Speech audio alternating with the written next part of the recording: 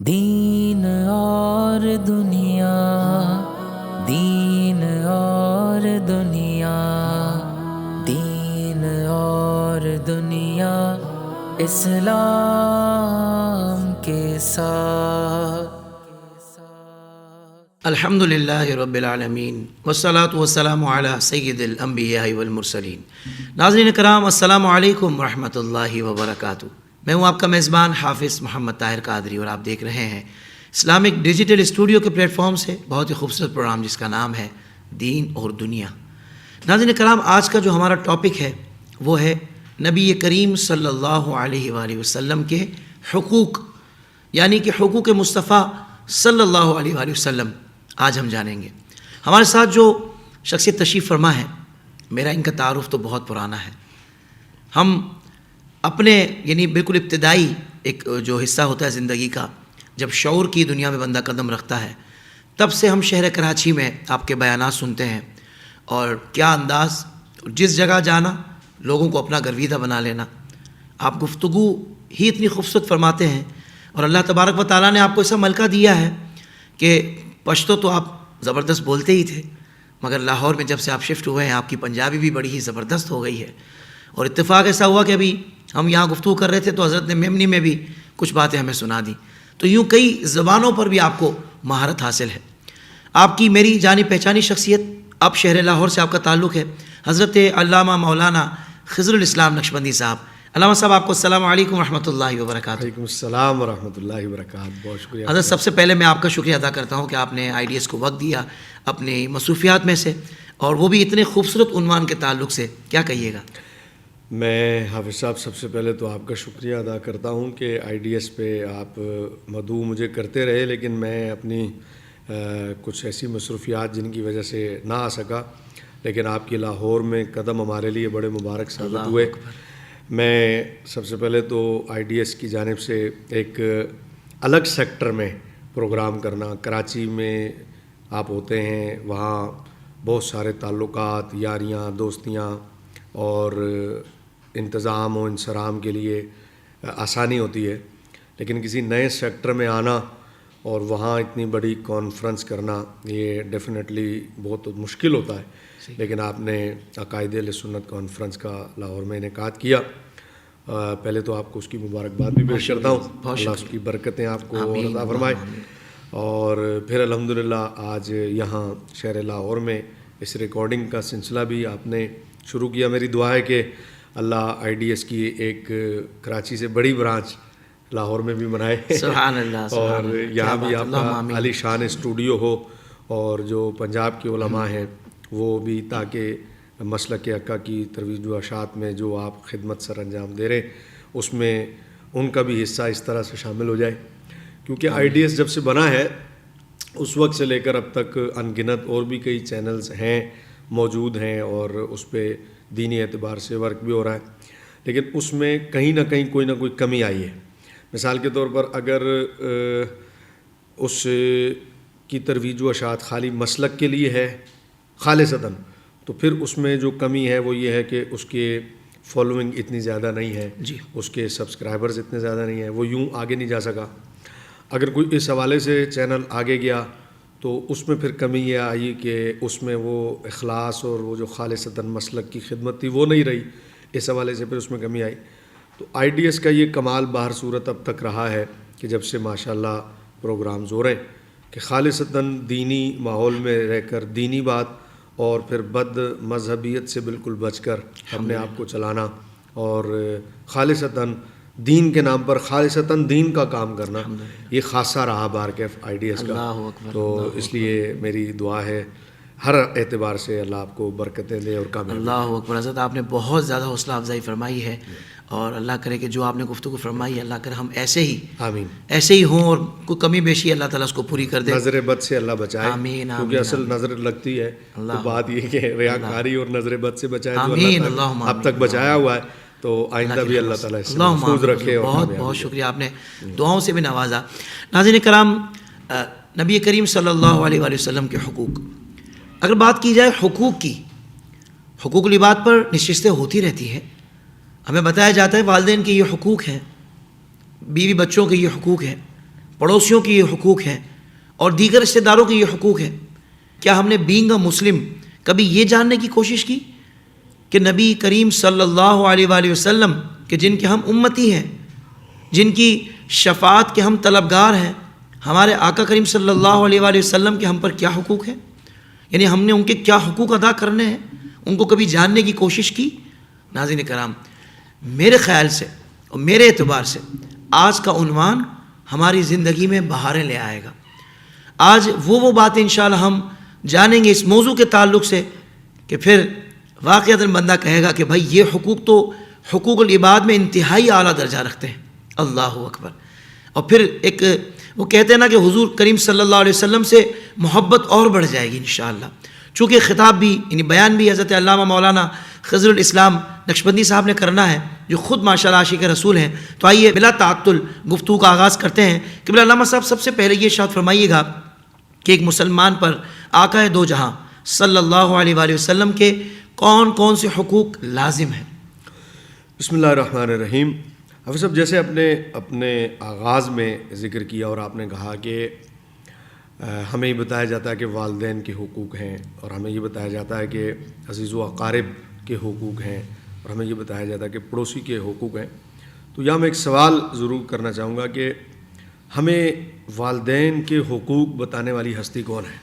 اللہ اکبر. اور ہم پڑوسیوں کے حقوق بتانے والی ہستی کون ہے؟ کیا بات ہے. اور ہمیں رشتہ داروں کے جو حقوق ہیں وہ بتانے والی ہستی کون ہے؟ اللہ اکبر. تو جب ہم اس تفصیل میں جائیں گے تو یقیناً ہمیں پتہ چلے گا کہ بھائی یہ رشتہ داروں کے اور والدین کے اور پڑوسیوں کے حقوق بتانے والی ہستی ذات مصطفیٰ ہے. سبحان اللہ سبحان اللہ.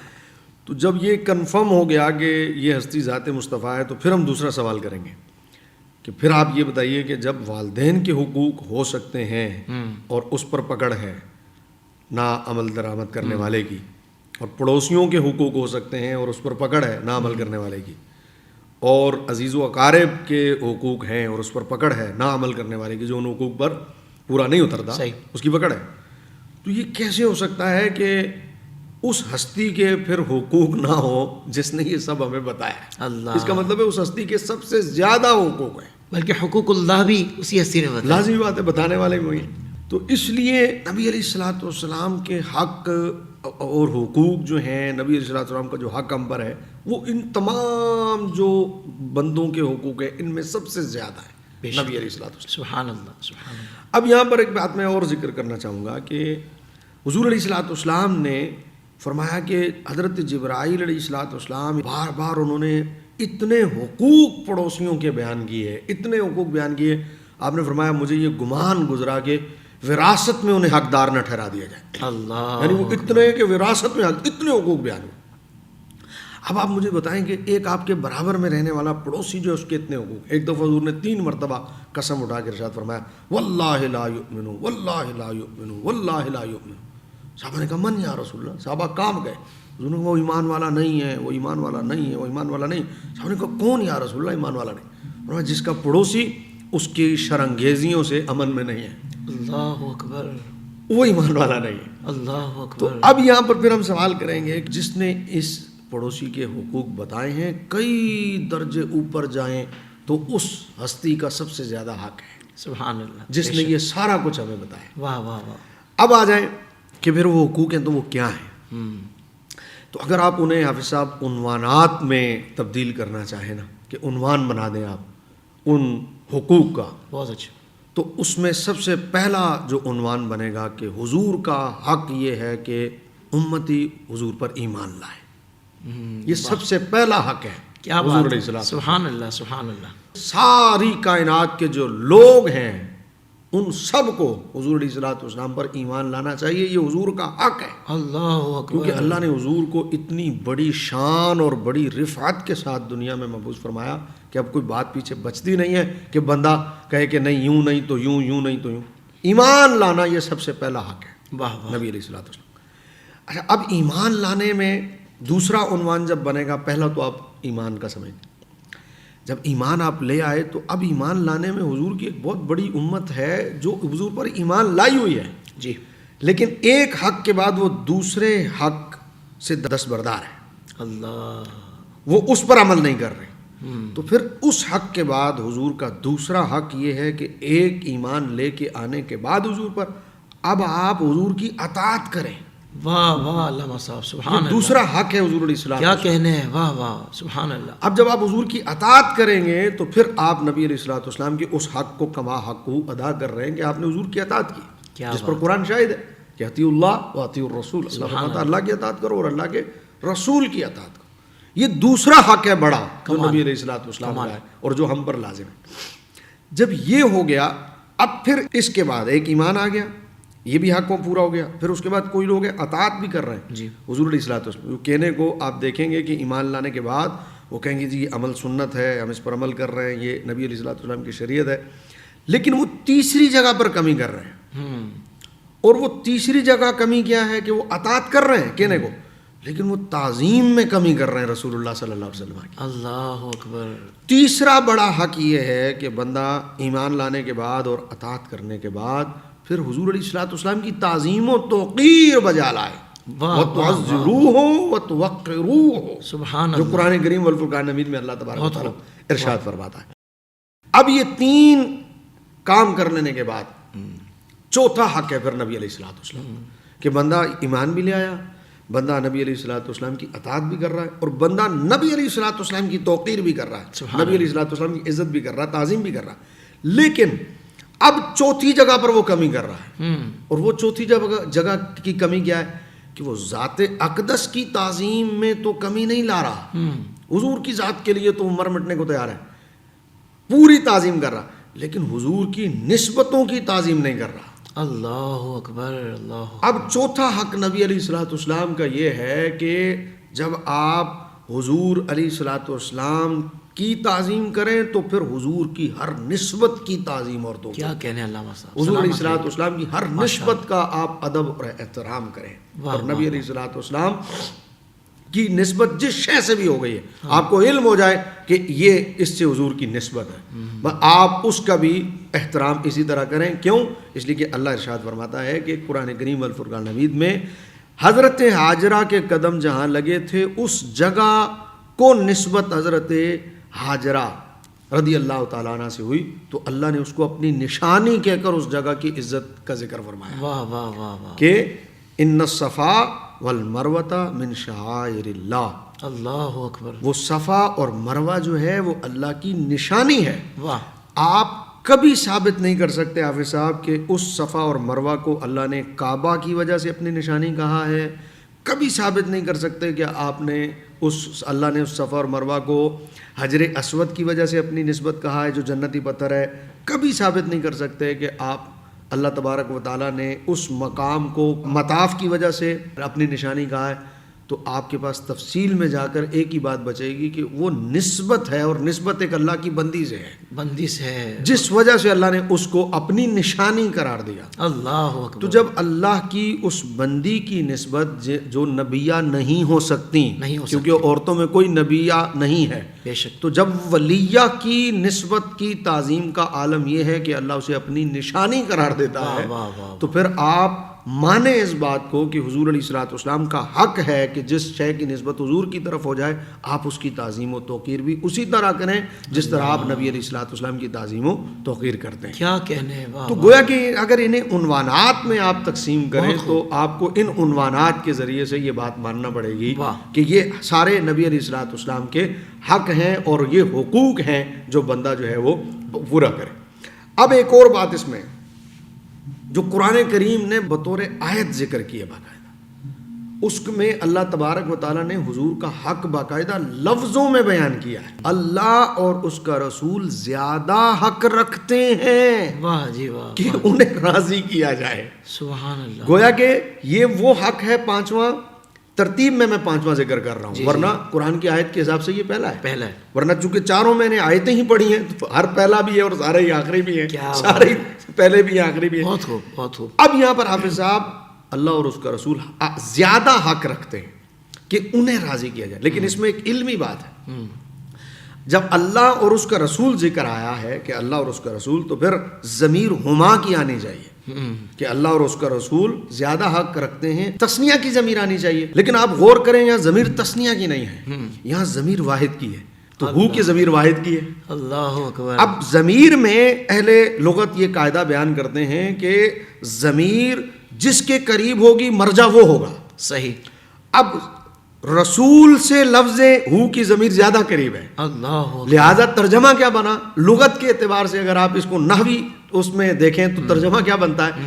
ترجمہ یہ بنتا ہے کہ اللہ اور اس کے رسول کو آپ نے راضی کرنا ہے، لیکن ہو کی واحد ضمیر کا مطلب ہے کہ پہلے رسول کو راضی کرنا ہے، اللہ، اس کے بعد آپ سے اللہ راضی ہوگا. اللہ. اگر آپ پہلے رسول کو راضی نہیں کرتے اور آپ رسول کو چھوڑ کر اللہ کو راضی کرنا چاہتے ہیں تو اللہ بھی آپ سے راضی نہیں ہوگا. اللہ. لہذا پانچواں پنج تن پاک کی نسبت سے پانچواں حق یہ ہوا حضور علیہ السلام کا کہ آپ ہر معاملے میں رسول اللہ کی رضا کو مقدم رکھیں کہ اس میں میرے رسول کی رضا کیا ہے. شادی کریں، شادی میں آپ یہ دیکھتے ہیں کہ لوگ راضی رہیں. اگر ہم یہ نہیں کریں گے تو لوگ کیا کہیں گے؟ لوگ کیا کہیں گے؟ جی. آپ گھر بناتے ہیں، گھر میں آپ یہ نہیں کریں گے تو لوگ کیا کہیں گے؟ آپ کو لوگوں کی رضا کی پرواہ ہے.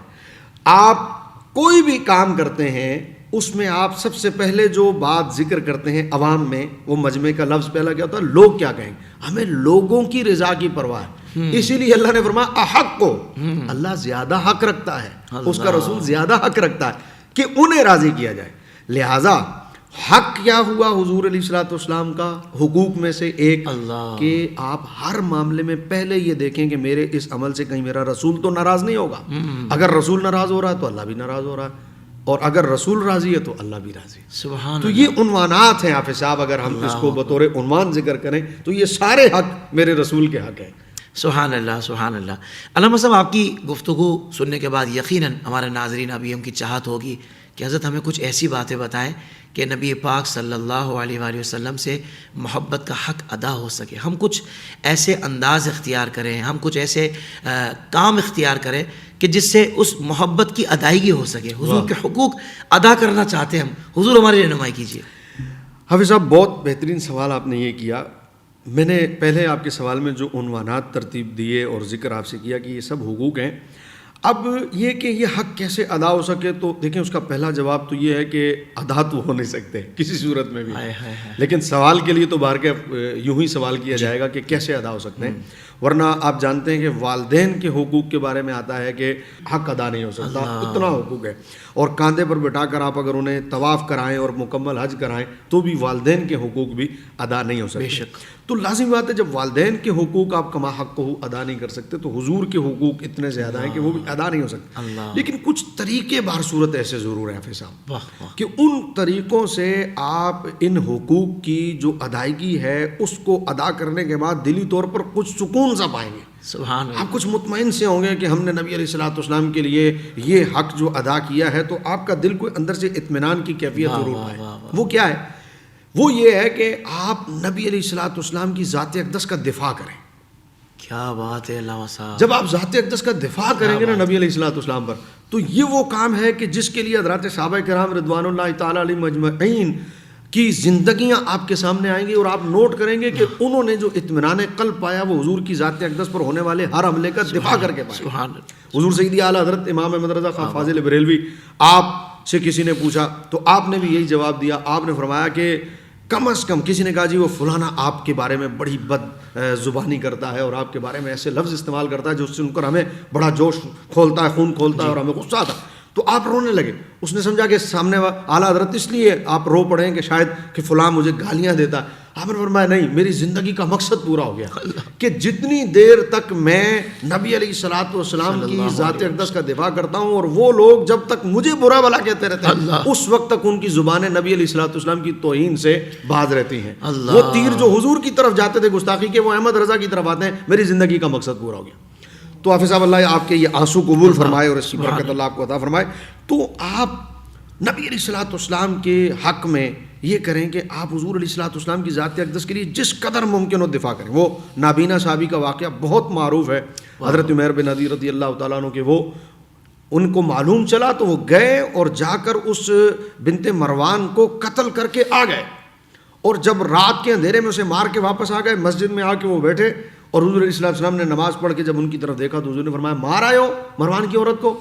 تو انہوں نے کہا جی حضور مار آئے. اب اس وقت تھوڑی سی خاموشی ہوئی، چونکہ یہ نظر آتا نہیں تھا، انہیں نابینا تھے، تو حضور کی خاموشی پر انہوں نے سمجھا کہ شاید چونکہ دیکھ نہیں پا رہے تھے کہ حضور کا چہرہ اس وقت کیا کیفیت میں ہے یا صحابہ کی کیفیت کیا ہے، تو انہوں نے اس وقت سوال کیا حضور سے، حضور مجھ پر اس پر کوئی میری گرفت ہے؟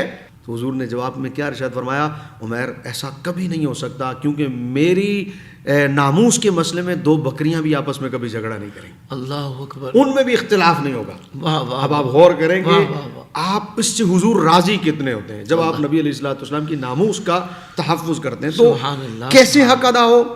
اس کا جواب یہ ہے کہ آپ دفاع ناموس رسالت کریں۔ نبی علیہ الصلوۃ والسلام، آپ خود ماشاءاللہ بڑی اچھی آپ حافظ صاحب نعت پڑھتے ہیں، اور آپ نے بڑا ایک زمانہ حضور کی نعت میں الحمدللہ پڑھا گزارا، اور اللہ کے فضل سے کبھی آپ نے کوئی ایسا غیر معیاری کلام نہیں پڑھا جس پر کبھی کوئی گرفت ہو یا کبھی کوئی بات ہو۔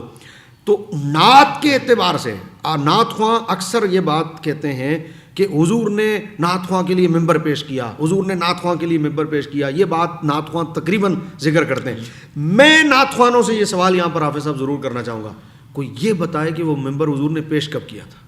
پیش کب کیا تھا؟ واہ واہ، یہ بتائے کوئی، اللہ اکبر، کیونکہ نعت تو حضرت حسان ہر وقت پڑھتے تھے حضور کی، واہ واہ واہ، تو کیا حضور ہر وقت انہیں ممبر دیتے تھے؟ آپ اگر اس تفصیل میں جائیں گے حافظ صاحب، وہ ممبر رسول اللہ صلی اللہ علیہ وسلم نے اس وقت پیش کیا تھا حضرت حسان کو جب سامنے بیٹھ کر حضور نے سنا کہ جب کفار حضور کی معاذ اللہ ہجو کرتے تھے، تو اس وقت حضرت حسان کو حضور نے عزت دینے کے لیے اپنے ممبر پر بٹھا کر کہا تھا کہ آپ انہیں جواب دو۔ اللہ اکبر، تو وہ ممبر حضرت حسان کو ناموس رسالت کے دفاع میں پیش کیا گیا۔ واہ واہ واہ، اس کا مطلب ہے کہ ہر وقت ممبر نہیں تھا، جی، ممبر اس وقت دیا گیا جب آپ ناموس رسالت کا دفاع کر رہے ہیں۔ اکبر، اللہ، تو پہلی بات تو حافظ صاحب یہ ہے کہ آپ حضور علیہ الصلوۃ والسلام کی ناموس کا دفاع کریں، یہ حق ہے سبحان حضور علیہ الصلوۃ والسلام کا، اور اس حق کو ادا کرنے کے بعد آپ کا دل کو اندر سے مطمئن ہوگا کہ میں نے کچھ کام کیا حضور کی ذات۔ سبحان اللہ، دوسرا کام حافظ صاحب، جو کہ یقیناً یہ بھی پہلی بات کی طرح کہ ادا تو نہیں ہو سکتا حق، لیکن نبی علیہ الصلوۃ والسلام کے حقوق میں ایک حق اور بہت بڑا ہے جس کو کر کر آپ کا دل اندر سے مطمئن ہوگا کہ آپ یہ کہیں کہ میں نے کوئی خدمت کی ہے، اور وہ یہ ہے کہ آپ حضور علیہ الصلوۃ والسلام کی ذات اقدس کے بعد آپ کا جسم کوئی کاٹ کے بھی پھینک دے اور ٹکڑے ٹکڑے بھی کر دے تو آپ کے ہر ٹکڑے سے آواز آئے کہ میں حضور کے بعد نبی کسی کو نہیں مانتا۔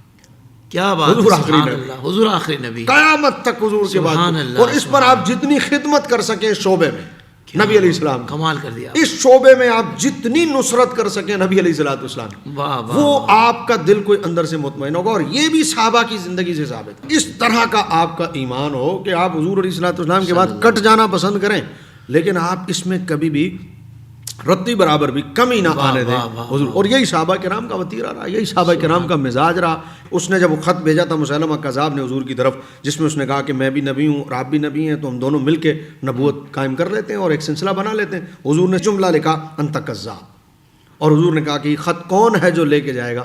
تو ایک صحابی اٹھے، انہوں نے کہا میں سرکار لے کے جاتا ہوں۔ جب وہ لے کے گئے تو آپ جانتے ہیں کہ مسیلمہ کذاب نے ان صحابی رسول کو جسم عضو کاٹا، اور ہر دفعہ وہ عضو کاٹنے کے بعد ان صحابی سے پوچھتا تھا کہ بتاؤ میں کون ہوں؟ تو وہ کہتے تھے کہ تم کیا کہہ رہے ہو، مجھے سنائی نہیں دے رہا۔ اور وہ کہتے تھے کیا تم گواہی دے، وہ کہتا تھا کیا تم گواہی دیتے ہو کہ حضور آخری نبی ہیں؟ وہ ہر دفعہ کہتے تھے کہ میں گواہی دیتا ہوں۔ اور وہ کہتے میرے بارے میں کیا خیال ہے؟ تو وہ فوراً کہتے تھے کہ تم کیا کہہ رہے ہو، اور کٹتے گئے۔ یہ ایک صحابی کا عمل ہے۔ لہٰذا آپ اپنی زندگی کا یہ خدمت کا یہ والا شعبہ ذات اقدس کے لیے اگر رکھ لیں گے تو آپ کا دل حق تو پھر بھی ادا نہیں ہوگا، لیکن کچھ دل کی تسلی اور تشفی کے لیے، کیونکہ نبی کی سنت ہے۔ نبی نے بھی اللہ کی بارگاہ میں حضرت ابراہیم علیہ السلام نے عرض کیا تھا کہ یا اللہ تو کیسے مردے زندہ کرتا ہے، کیا تمہیں یقین نہیں ہے؟ کیا تم ایمان نہیں رکھتے اس پر؟ کیوں نہیں؟ پتہ چلا دل کی تشفی جو ہے نا حافظ صاحب، یہ اللہ کی بارگاہ میں بھی حاصل کرنا نبی کی سنت ہے۔ واہ واہ، تو آپ کی دل کی تشفی ہو جائے گی کہ میں نے حضور علیہ الصلوۃ والسلام کی محبت میں حضور کا حق ادا کرتے ہوئے یہ خدمت حضور کے ذات اقدس کے لیے جو ہے سر انجام دی۔ سبحان اللہ، سبحان اللہ، سبحان اللہ۔ ناظرین کرام، آپ غور کیجئے کہ جہاں بات ہوئی کہ بھائی ہمیں محبت کا اظہار کرنا ہے حضور صلی اللہ علیہ وآلہ وسلم سے، تو وہ کون سے کام کیے جائیں؟ تو یہاں دیگر معاملات کا ذکر نہیں ہوا۔ کثرت سے درود پڑھنا یہ بہت خوبصورت بات ہے، نبی پاک صلی اللہ علیہ وسلم پر ایک عاشق رسول درود پڑھتا رہتا ہے، لیکن ان تمام باتوں کی جو بیس ہے نا، جو بنیاد ہے، وہ ہے ناموس رسالت کا دفاع اور عقیدہ ختم نبوت کا تحفظ۔ یہ ایک مسلمان کی سب سے اولین ذمہ داری ہے، اور یہ یقیناً نبی پاک صلی اللہ علیہ وآلہ وسلم کو راضی کرنے کے لیے بہترین عمل ہے۔ لازم تو ہے ہی، کرنا تو ہے ہی، پر نتیجہ کیا ہے کہ انشاءاللہ پیارا کا صلی اللہ علیہ وسلم آپ سے راضی ہو جائیں گے، اور اللہ کریم جو اپنے محبوب سے اتنی محبت فرماتا ہے، اللہ کریم راضی ہو جائے گا۔ وہ سید اعلیٰ حضرت ہی کا شعر ہے نا کہ خدا کی رضا چاہتے ہیں دو عالم، خدا چاہتا ہے رضا محمد صلی اللہ علیہ وآلہ وسلم۔ علامہ صاحب مزید میں چاہتا ہوں کہ بات کو آگے بڑھایا جائے کہ محبت مصطفیٰ صلی اللہ علیہ وآلہ وسلم کے اور کیا کیا تقاضے ہیں؟ حافظ صاحب، جب یہ والی چیزیں آپ کے اندر آ جائیں گی کہ آپ نے حقوق ادا کر لیا، آپ نے حقوق پر عمل کیا اور آپ نے ان کو ادا کرنے کی کوشش کی، اب لازمی بات ہے اب تقاضا کیا ہے، کیسے پتہ چلے گا؟ جی تو دیکھیں، ہر کام کی کوئی نہ کوئی نشانی ہوتی ہے، آپ اس نشانی کے ذریعے سے منزل مقصود کو پہچانتے ہیں، نشانی کے ذریعے سے آپ جگہ کو جانتے ہیں، نشان جو ہے وہ پہچان کا سبب بنتا ہے۔ تو حرمین طیبین میں آپ دیکھیں کہ اب تو کافی ساری ختم ہو گئی، لیکن پہلے انبیاء کی نشانیاں ہی قائم کی گئی تھیں تاکہ ان کے ذریعے سے پہچان ہو سکے کہ یہ عمل جو ہے وہ اس وجہ سے تھا، اور یہ والی جگہ جو ہے اس پر یہ والی یاد جو ہے۔ اب اس کی اگر آپ نشانی مقرر کرنا چاہیں نا کہ ایک بندہ جو ہے وہ نبی علیہ الصلوۃ والسلام کی محبت کے تقاضے اس کے اندر پائے جاتے ہیں کہ نہیں، تو وہ کیا ہے؟ تو آپ کے پاس سوائے اس کے اور کچھ نہیں ہے کہ دکھانے کے لیے، دیکھیں درود پڑھ رہے ہیں، آپ کیا پڑھ رہے ہیں؟ مجھے تو نہیں پتا کہ آپ درود پڑھ رہے ہیں، آپ کی زبان ہل رہی ہے، یہ پتا کوئی آپ وظیفہ کر رہے ہیں، کیسے پتا چلے گا آپ درود پڑھ رہے ہیں؟ آپ کے وظیفے کا علم کیسے ہوگا؟ یہ نہیں جانتے۔ لیکن جب آپ کہیں کہ پتہ کیسے چلے، تو اظہار کے لیے، ہاں جی، اظہار کا مطلب یہ کہ سامنے والے کو علم ہو جائے کہ یہ بندہ یہ والا عمل اس لیے کر رہا ہے، تو وہ سوائے ایک بات کے اور کچھ نہیں ہے کہ آپ نبی علیہ الصلوۃ والسلام کی سنت کے پیروکار ہو جائیں۔ کیا بات ہے، واہ واہ، اس کا پتہ آپ کو اسی طرح چل سکتا ہے۔ خوبصورت بات ہے حضور، خوبصورت بات ہے۔ اب دیکھیں، داڑھی آپ کے چہرے پر ہے نا، آپ کہنے کو عاشق رسول ہیں، آپ کہہ رہے ہیں جی، آپ نے اکثر ٹاک شوز میں سنا ہوگا جب کوئی بات ہوتی تو وہ کہتے نہیں کہ عشق کے لیے کسی پر کوئی لیول نہیں لگایا جا سکتا، کون کتنا عاشق ہے یہ نہیں کہا جا سکتا، آپ یہ باتیں سنتے رہتے ہوں گے۔ جی جی جی، لیکن سوال ہے کہ عشق کا پتہ کیسے چلے گا، اور پتہ کیوں نہیں چل رہا اگر آپ عاشق ہیں؟ تو اب دیکھیں، پتہ چلانے کے لیے تو لازمی بات ہے آپ حضور کی سنت کو چہرے پر سجائیں گے تبھی آپ کو پتہ لگے گا، ٹھیک ہے نا؟ اسی طرح نبی علیہ الصلوۃ والسلام کی سنت ہر معاملے میں آپ اس کو ملحوظ خاطر رکھیں کہ یہاں اس عمل میں میرے حضور کی سنت کیا ہے۔ واہ واہ، آپ نے نکاح کرنا ہے، آپ ملحوظ خاطر رکھیں نکاح تو سنت ہے، لیکن اس ایک سنت کو ادا کرنے کے لیے آپ نے جو سینکڑوں سنتوں کا قلعہ کما یہ کہہ کے کر دیا ہے کہ چلیں یہ خوشی میں تو ہوتا ہے، تو آپ نے نکاح کو سنت سمجھ کے تھوڑی کیا، آپ نے تو نکاح کو اپنی نفسانی خواہشات کے مطابق آپ نے اس کو اپنایا۔ اگر آپ نکاح کو سنت سمجھ کے کریں تو کیا اس ایک سنت کے بدلے میں آپ حضور کی سینکڑوں سنتوں کو چھوڑ دیں گے؟ سنت ادا کرتے ہوئے کیا آپ نمازیں چھوڑ دیں گے؟ سنت ادا کرتے ہوئے کیا آپ سنت کے طریقے کو چھوڑ دیں گے؟ اس کا مطلب ہے کہ آپ اسے سنت کہہ رہے ہیں لیکن آپ میں عشق رسول نہیں ہے، حضور کی محبت نہیں ہے، ورنہ آپ سنت کو سنت کے مطابق ادا کریں تو اس کے ساتھ جو اور کئی سنتیں جڑی ہوئی ہیں آپ ان پر بھی عمل درآمد کریں گے۔ نبی علیہ الصلوۃ والسلام کی سنت پر عمل کرتے ہوئے حضرات صحابہ، حضرات اولیاء نے اپنی زندگیاں گزار کر یہ بتایا ہے کہ ہم حضور سے محبت کرتے ہیں۔ بہت ساری ہستیاں ہیں، اس کا تقاضا یہ ہے کہ آپ اپنی زندگی کو چلتی پھرتی سنت کی تصویر بنائیں، آپ کی زندگی سنت کی تصویر نظر آئے کہ کوئی آپ کو دیکھ کر اس کو بتانا نہ پڑے کہ آپ حضور کے غلام ہیں، اس کو بتانا نہ پڑے کہ آپ مسلمان ہیں۔ انگریز کو دیکھ کر بتانا تھوڑی پڑتا کہ یہ انگریز ہے، گورا جو ہے وہ جس کے بارے میں مشہور ہے وہ تو دیکھ کر پتہ چل جاتا ہے۔ ہندو کے لیے بتانا تھوڑی پڑتا یہ ہندو ہے، وہ اپنے رسم و رواج اور اپنی عادات اور اپنے ماتھے کے وہ ٹکوں سے اور وہ اپنی وہ نشانوں سے پہچانے جا رہے ہوتے ہیں کہ ہم یہ ہیں۔ اسی لیے کسی آپ سکھ کو دیکھیں گے تو آپ کو اس کا تعارف تھوڑی کرانا پڑے گا کہ جناب یہ، تو سوال یہ کہ مسلمان کو اپنا تعارف کیوں کرانا پڑے کہ میں مسلمان ہوں؟ آپ اپنے کردار سے ایسی پہچان بن جائیں، اور وہ کیا ہے؟ وہ سنت رسول ہے، سنت رسول۔ آپ لبادہ سنت میں جب آ جائیں گے تو یقین کریں اس وقت آپ کے تقاضے جو ہے وہ پورے ہوتے ہوئے نظر آئیں گے کہ ہاں آپ حضور علیہ الصلوۃ والسلام سے محبت رکھتے ہیں۔ کیا کہنے ہیں، سبحان اللہ سبحان اللہ، بہت جامع گفتگو فرمائی آپ نے۔ یعنی موضوع اس مختصر وقت کے اندر اس موضوع پر کلام کرنا، یہ میں کہتا ہوں اللہ اکبر، علامہ صاحب نے کمال کر دیا، اللہ پاک آپ کو جزائے خیر عطا فرمائے۔ آمین۔ ناظرین کرام، کچھ ہمارے قرب و جوار میں لوگ ایسے ہیں کہ ان کو کہا جائے یار آپ ایسے لوگوں کے ساتھ کیوں بیٹھتے ہیں جن کا جو بد مذہب ہیں، جن کا عقیدہ درست نہیں ہے، وہ کہتے ہیں کرنا پڑتا ہے، دیکھیں مجبوری ہوتی ہے۔ میں آپ سے سوال کرتا ہوں کہ اگر آپ کی ماں کو کوئی گالی دے، الیاذ باللہ، آپ کے باپ کو کوئی برا کہے، تو کیا آپ اس کے ساتھ ملنا پسند کرتے ہیں؟ ارے کیسی بات کر رہے ہیں حافظ صاحب، میں اس سے کیسے مل سکتا ہوں، یہ میری ماں کو برا کہتا ہے۔ تو ماں کے معاملے میں آپ کی غیرت جاگ رہی ہے، اور جن کے ہم امتی ہیں، دیکھیں ماں کی محبت ایمان نہیں ہے، ماں کی محبت اس کے تقاضے ہیں، وہ سب اپنی جگہ ہیں، لیکن نبی پاک صلی اللہ علیہ وآلہ وسلم کی محبت تو ایمان ہے۔ بے شک۔ اب اس پر آپ کے اندر کوئی گرمی نہیں آ رہی، آپ کو کوئی پرابلم نہیں ہے ان لوگوں کے ساتھ ریلیشن رکھنے میں، آپ اتنے کمفرٹیبل کیسے ان کے ساتھ؟ یار مجھے تو یہ سمجھ نہیں آ رہی، یا تو آپ کو اس بارے میں علم نہیں ہے کہ حضور سے محبت اگر ہے، جو آپ کے دعویٰ ہے آپ کا کہ میں بھی محبت کرتا ہوں، تو اس کے تقاضے کیا، یا تو آپ کو پتہ نہیں تھے، اور اگر آپ کو پتہ ہے اور اس کے باوجود بھی آپ یہ رویہ اختیار کیے ہوئے ہیں کہ ماں باپ کے معاملے میں تو آپ جذباتی، ماں باپ کی تو میں نے مثال دے دی، آپ تو اپنے معاملے میں بہت جذباتی ہیں۔ بھائی میں تو اس کی سیڑھی نہیں چڑھتا اس بندے کی، کیا ہوا تھا بھائی یار، ایک مرتبہ راستے میں مجھے ملا تھا، مجھ سے طریقے سے بات نہیں کی تھی اس نے، اس کو بتاؤں گا میں کون ہوں۔ یار آپ اپنے معاملے میں اتنے جذباتی ہیں، اور نبی پاک صلی اللہ علیہ وآلہ وسلم اور ان کے اصحاب اور ان کی اہل بیت اطہار رضوان اللہ تعالی علیہم اجمعین کے معاملے میں آپ کی غیرت نہیں جاگتی؟ اب آپ اپنے دل سے خود پوچھئے کہ آپ ایک مومن کی حیثیت سے اس وقت کہاں کھڑے ہیں، آپ ایک مسلمان کی حیثیت سے اس وقت کہاں کھڑے ہیں۔ میں تو علامہ صاحب نے جو گفتگو آج کی ہے نا، اس کے بعد مجھے یہ بات کرتے ہوئے، مجھے یہ آپ کو توجہ دلاتے ہوئے بڑا ایک ضروری سمجھ مجھے لگ رہا ہے کہ یہ بات بہت ضروری ہے جو میں آپ کے سامنے کر رہا ہوں۔ بس اس سے زیادہ میں کچھ نہیں کہوں گا، ہر بندہ جانتا ہے کہ ہاں بات تو آپ ٹھیک کر رہے ہیں، علامہ صاحب نے جو گفتگو فرمائی ہے اس کے بعد آپ بالکل صحیح توجہ دلا رہے ہیں۔ ہمارا معیار ہمارے معاملے پر غیرت نہیں ہونی چاہیے، ہمارا معیار ہمارے والدین کے معاملے پر غیرت نہیں ہونی چاہیے، ہمارا معیار تو اللہ کے محبوب اور ہمارے پیارے آقا و مولا اللہ کے آخری نبی حضرت محمد مصطفیٰ صلی اللہ علیہ وآلہ وسلم کی محبت، ان کی ناموس، ان کی شانیں، ان کی عظمتیں ہونی چاہیے۔ یار عجیب آدمی ہو، وہ علم غیب کا انکار کر رہا ہے، آپ کو کوئی پرابلم نہیں اس کے ساتھ کام کرنے میں، وہ حضور کی شان کو تسلیم نہیں کر رہا، وہ معراج کو نہیں مان رہا، آپ کو کوئی پرابلم نہیں ہے۔ اس لیے بس یہ سوالیہ نشان ہے کہ کیا ہم ایسے مسلمان ہیں کہ جو حضور کی ناموس کو نہیں مانتا، حضور کی عظمتوں کو نہیں مانتا، یا حضور کی شانوں کا وہ منکر ہے، ہم اس کے ساتھ کمفرٹیبل رہنے والے مسلمان ہیں، یا پھر ہم حضور کے معاملے میں غیرت مند مسلمان ہیں؟ اب آپ خود فیصلہ کر لیجئے۔